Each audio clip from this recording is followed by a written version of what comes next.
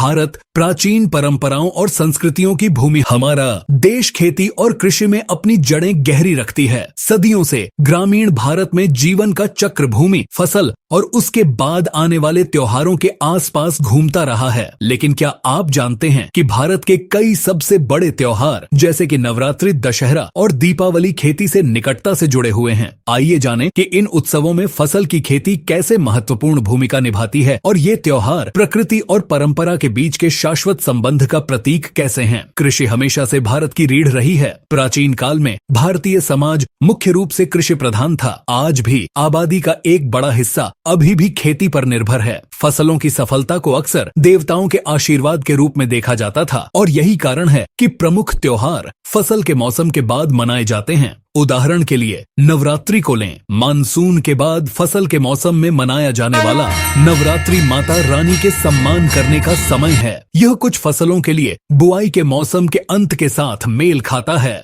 जो नवीकरण और उत्सव का समय है। किसान भरपूर फसल की आशा और समृद्धि के लिए प्रार्थना करता है। नवरात्रि के दौरान किया जाने वाला गरबा नृत्य कृषक समुदाय की खुशी का प्रतीक है। जैसे ही नवरात्रि दशहरे में परिवर्तित होती है, बुराई पर अच्छाई की जीत का जश्न मनाया जाता है। किसानों के लिए यह समय कीटों और खराब मौसम की हार का प्रतीक है, जो आगे अच्छी फसल की उम्मीद करते हैं। रावण का दहन न केवल एक आध्यात्मिक जीत का प्रतिनिधित्व करता है, किसानों के लिए व्यक्तिगत कृषि मौसम की चुनौतियों पर काबू पाना। और फिर रोशनी का त्योहार दीपावली आता है, जो कई किसानों के लिए फसल के मौसम के अंत का प्रतीक है। परंपरागत रूप से यह एक ऐसा समय है जब किसान अपनी फसल इकट्ठा कर चुके हैं, उन्हें बेच चुके हैं और अपने श्रम के फल का जश्न मनाने के लिए तैयार हैं। दिवाली सिर्फ रोशनी का त्योहार नहीं है, बल्कि धन, खुशी और प्रचुरता का त्योहार है, जो पूरे भारत में घरों और गांवों में समृद्धि लाता है।